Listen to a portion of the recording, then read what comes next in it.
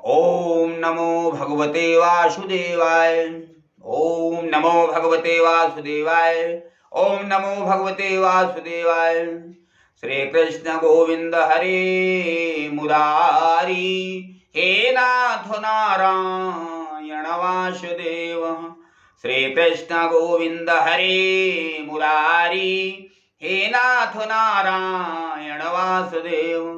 श्री कृष्ण गोविंद हरे मुरारी। हे नाथ नारायण वासुदेव।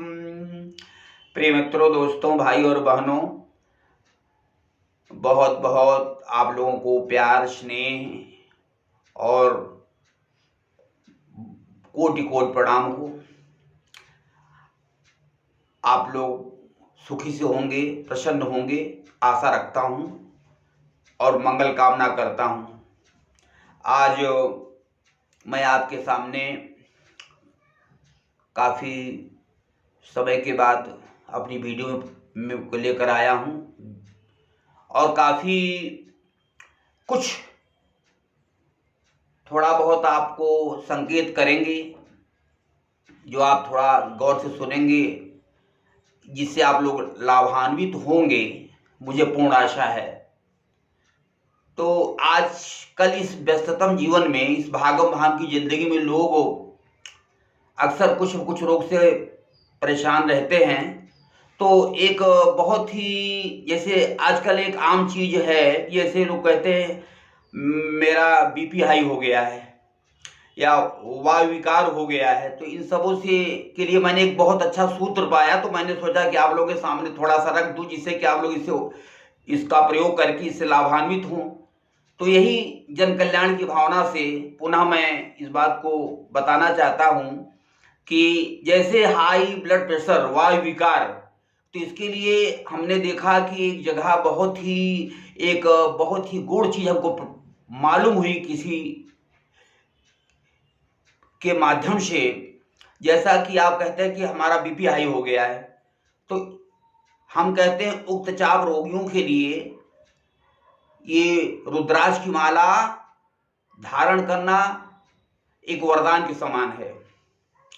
यानी आप रुद्राक्ष की अगर धारण करेंगे तो जो बीपी हाई हो जाता है, इस पे कंट्रोल होगा। मतलब अब लेकिन ये है कि ध्यान ये रखना है कि जो आप रुद्राक्ष की माला पहने वो आपके हृदय तक हो।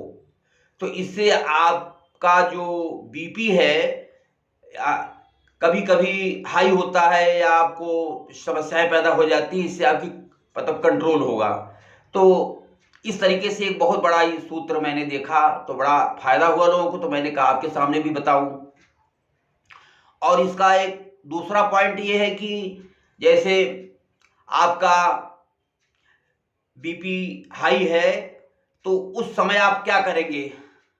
तुरंत तो आदमी डॉक्टर के पास जाता नहीं है, तो कुछ थोड़ा सा कुछ एक प्राथमिक उपचार भी कर लेना चाहिए।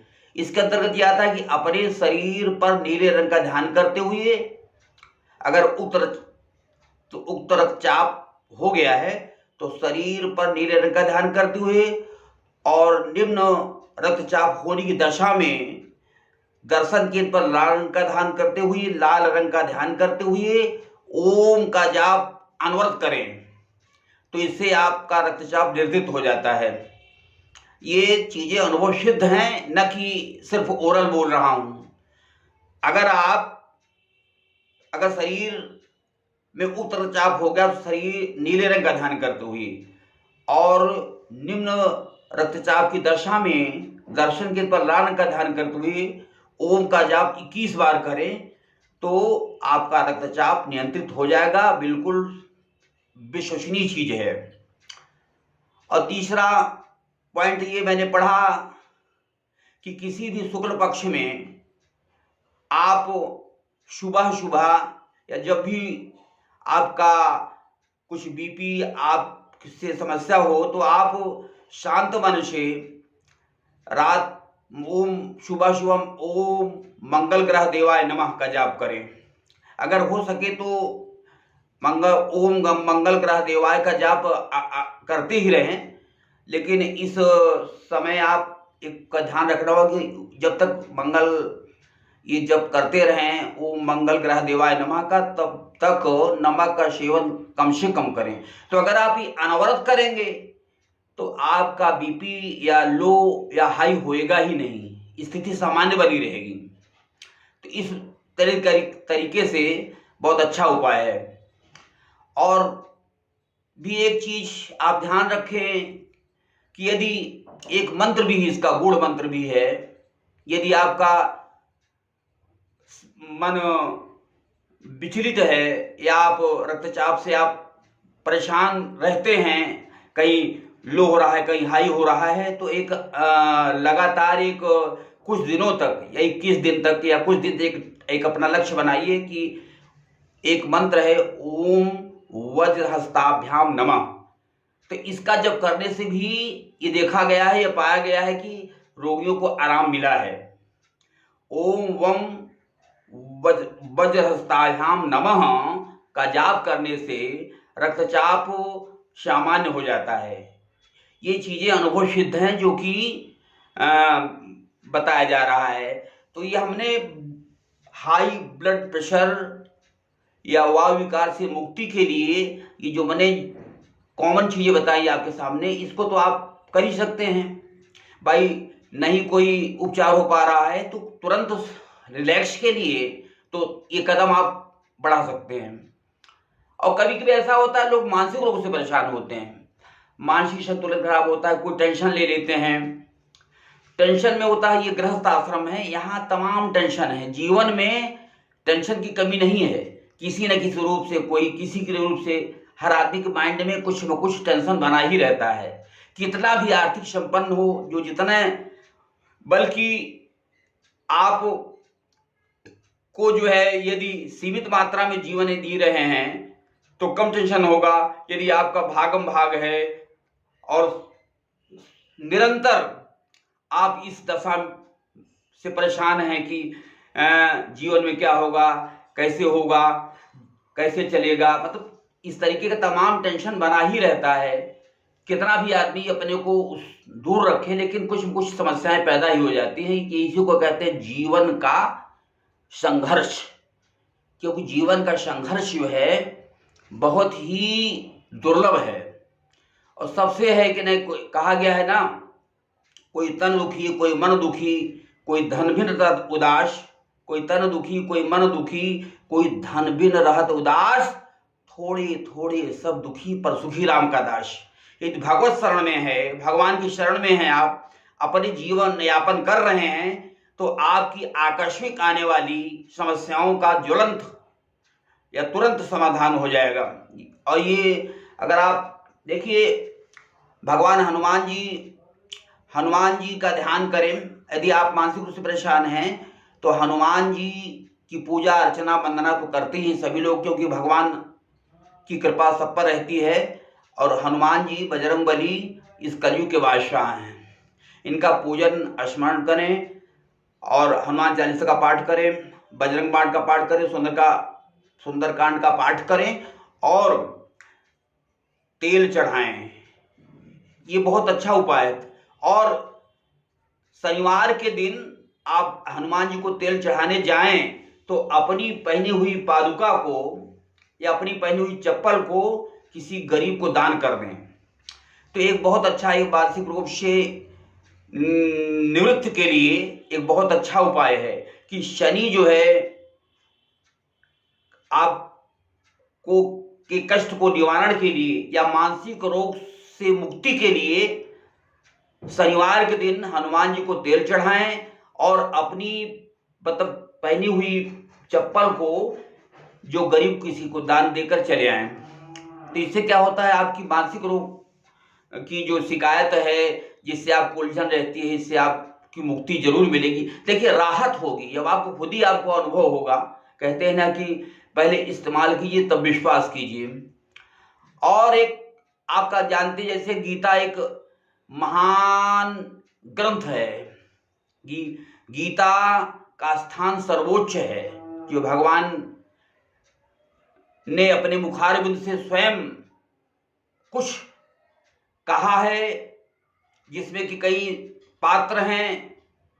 तो भगवान कृष्ण के द्वारा ये गीता कही गई है। तो गीता का 11वां अध्याय अगर आप का अध्ययन करें तो उससे भी मानसिक स्थिति ठीक रहती है, मानसिक संतुलन बना रहता है, यानी आपको मानसिक रोग नहीं सताएगा। गीता का हर अध्याय महत्वपूर्ण है। वैसे तो गीता का हर अध्याय महत्वपूर्ण है, एक एक उसके श्लोक महत्वपूर्ण हैं जो कि आपके जीवन में नया चमत्कार परिवर्तन ला सकते हैं। इसलिए लेकिन ये है कि अगर आप मानसिक रूप से विचलित हैं, परेशान रहते हैं, तो गीता का रोज एक एक अपना आप नियम बना लीजिए। गीता का 11वां अध्याय, गीता का 11वां अध्याय का रोज अध्ययन करना चाहिए, पढ़ना चाहिए घर में। धूप दीप नैवेद्य से पूजा करके भगवान कृष्ण का ध्यान करें और गीता का पाठ करें। इससे आपको जरूर आत्मा की शांति और मन की शांति, चित्त की शांति और सभी प्रकार से आप अपने को अच्छा महसूस करने लगेंगे। तो इस तरीके से मैंने आपको ये अभी बेसिक चीजें बताई हैं। वैसे हर व्यक्ति को चाहिए कि हर भक्त को चाहिए, हर पुजारी को चाहिए कि गीता का अध्ययन स्वयं करें और अपने लोगों से और लोगों की भलाई के लिए इस चीज को बतावें कि गीता का अध्ययन जरूर करना चाहिए और इससे आपका कल्याण होगा।